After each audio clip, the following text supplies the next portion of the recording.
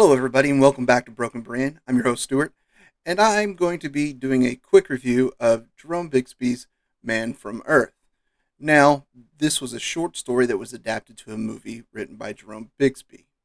I saw this movie years ago, and it wasn't until I was out with some friends this morning and we're talking about, immortality and religions and things like that, and just talking about just various things. And I was like, had anybody seen this movie? And no one had. And I was like, really? It was a very interesting movie. And I don't remember when I did, but since this came out in '07, my guess is I probably picked it up at the video rental store here. Um, just going through the sci-fi section and just boop, picking it out and giving it a whirl. That's how I do a lot of my movie picking. Just sci-fi and click. Yep, let's watch that. So let's do just a quick background. Jerome Bixby is a science fiction writer, and that he wrote several episodes for the original Star Trek series. He's written a lot of short stories, a lot of science fiction throughout his lifetime. That's what he's known for. He also is very anti-Christian. Okay, that's just I'm stating a fact, not trying to belittle a man that's passed on. I'm just stating his obvious bents. So that'll be relevant when we get through the story, through this review. But when I first saw this movie, I thought it was a very interesting concept. The concept of the story is there was a Cro-Magnon man that didn't die for whatever reason, some genetic defect, or something within him. He's the one in all of creation that doesn't die naturally. He reached the age of 35 and continues to stay looking that age, living throughout history. Now, this is an original concept. We've seen this in Highlander. And I was like, okay, mortal beings, this is a new concept. But this specific concept of Cro Magnon man going throughout history isn't a new concept. It isn't a new story. And I didn't know this till later on when I started getting back into comics. Now, Bixby started writing this story somewhere in the 1960s and finished it on his deathbed around 98, 97, somewhere around there. DC Comics in the Green Lantern series introduced a villain by the name of Vandal Savage. Now, Vandal Savage was a Cro Magnon man who huddled up to a meteorite for warmth and whatever changed his DNA to basically make him immortal. So, he went through his life in the comics as being a villain. He was Genghis Khan. I forget, some great general in the Roman Empire, several other historical warriors and things like that. And that was his story. Now, Man from Earth takes the flip side of it. What if this caveman was more altruistic, more kind, didn't long for power, didn't long for control, but just wanted to live life and experience life as long as he could? And that's what this story is about. Basically, a professor, John Oldman, which is a pun on his name, get it, old man, get it? And he decides to move on again. He moves on every 10 years, especially now with the current technology and people start to recognize him. But every 10 years, he got in the habit of leaving and moving on throughout his life because people start to realize he doesn't age, and starts he gathers up his current friends that he works with at the university, an archaeologist, a biblical theist, a biologist, a psychiatrist, and there's a couple others, I can't remember them all, to tell them all who he really is for the first time in his life. He decides he's going to tell his story. And he tells his story, and it becomes very kind of like they're having a thought experiment. And they're like, okay, what if a Cro Magnon man could live? And slowly starts to reveal that he is the person they're thinking about. And it starts to devolve and just chaos, not chaos, but anger and frustration and shock between his friends. Like, you can't be this person who's 14,000 years old. It's just not possible.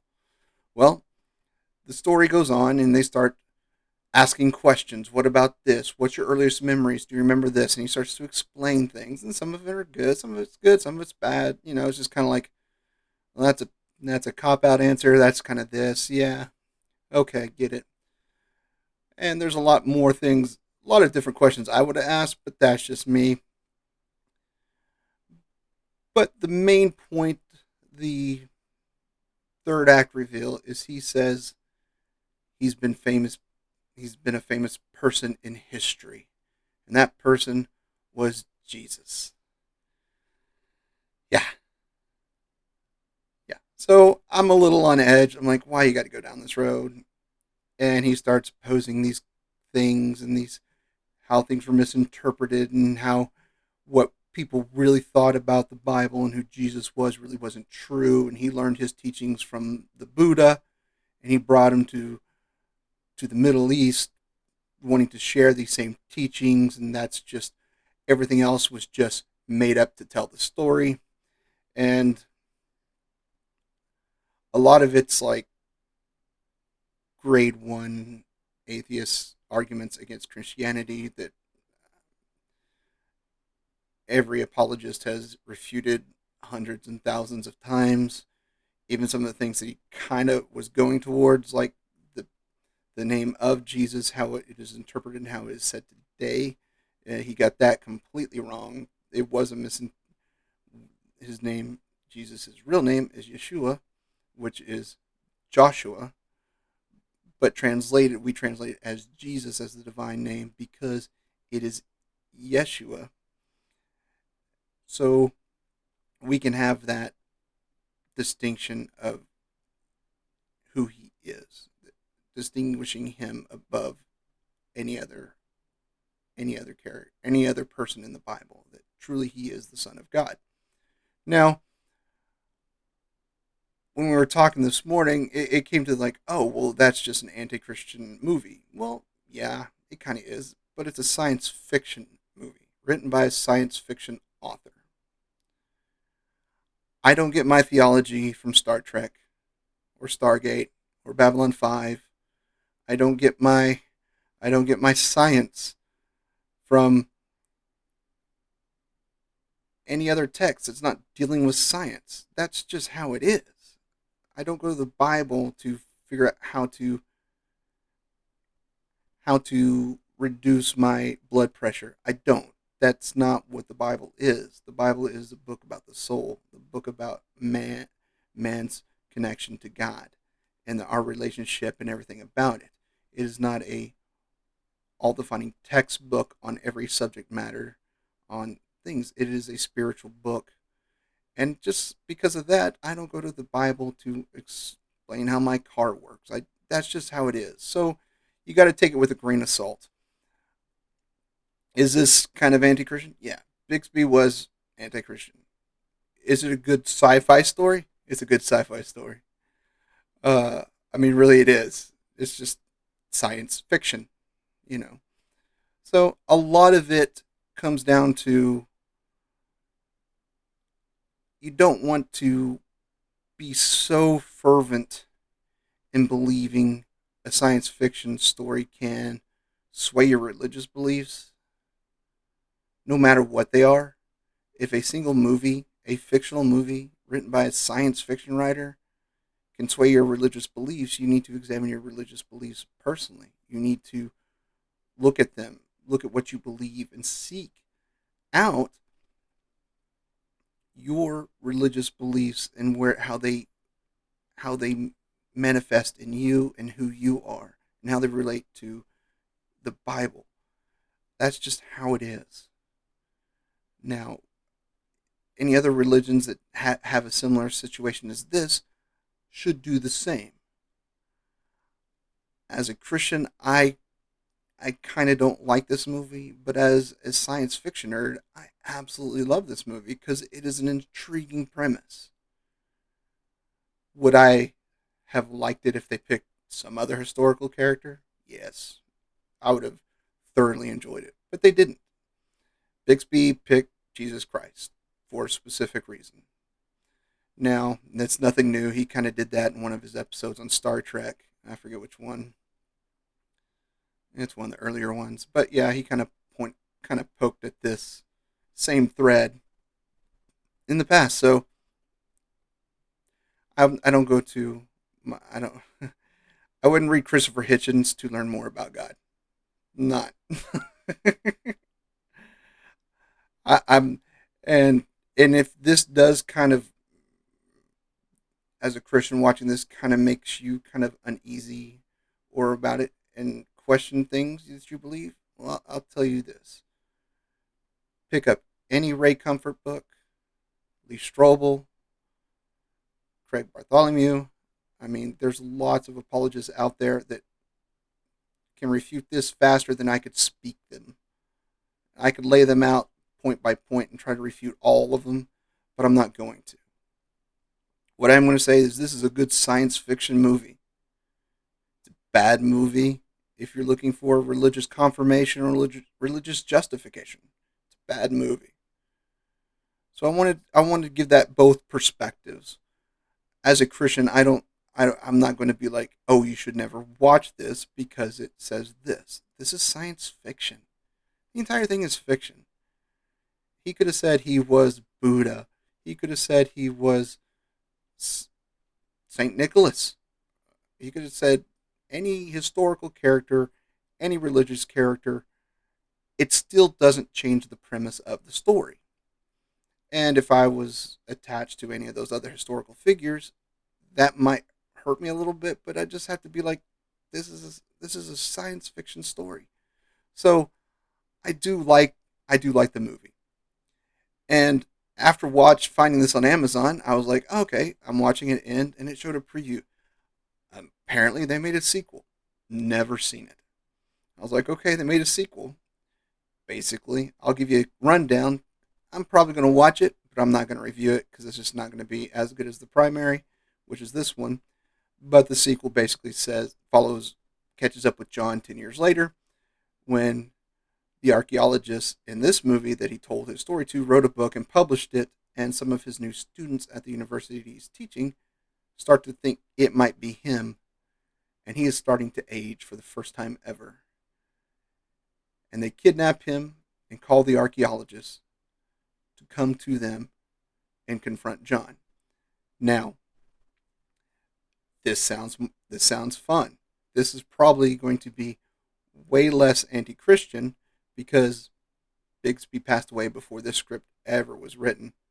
He passed away before this movie was ever made. So the script writers are probably not going to focus on that aspect of it, more of the immortal thing, and he's finally dying.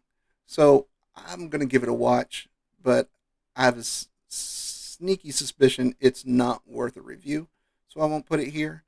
But I will say I do enjoy sci-fi movies that just kind of make you think outside the box. This didn't challenge my faith iota. Didn't, not in the least. Even with the basic knowledge and even my advanced knowledge on the certain topics that they talked about, I was just like, nope, not even, nope. But as a science fiction nerd, I was absolutely enthralled by it because I was like, ooh, this is kind of cool. What if? What if? And that's the fun question when it comes to science fiction is, what if we could do this? Or what if this happened? What would we do? How would we act? How would we react? And that's the fun part of science fiction. So, in conclusion, hey, it's your call. Christians, you can watch this without being worried. Non-Christians, you can watch this and have a good time. All my friends, all my nerds out there, it's a good sci-fi movie. It really is. However, the one overarching problem I do have with this movie, and it's completely insane after I talked about all this previous stuff, is the soundtrack. The music selection for the background music while they're talking and other things, it's insane. It's like they picked random songs. Like it just and they raised the volume up so much. It was just it was very distracting. The music was distracting of the conversation that they were having. All the multiple conversations on the multiple topics. The sound was just ugh. I mean, there was one conversation where I literally rewound a few seconds, turned up my speakers, and was like, "Oh, okay, that's what they said," because I couldn't hear it because of the background soundtrack. That's just bad editing. Hey, it happens. This would be like this would be like an upper tier B movie. I mean, it's not as bad to be like it's a terrible B movie. It just doesn't know where it's going. It's a low budget sci-fi movie. It's got a few people you'll recognize in it. If you're a big sci-fi fan, you'll start to recognize a few faces here and there. It's not like it was just thrown together. It had a decent budget, but yeah, the sound was just so distracting, and it just took me out of several scenes because I had to rewind and turn up the volume so I could hear the words being said. Other than that, I had a fun time watching it. So until next time, I love you all. There's nothing you can do about it.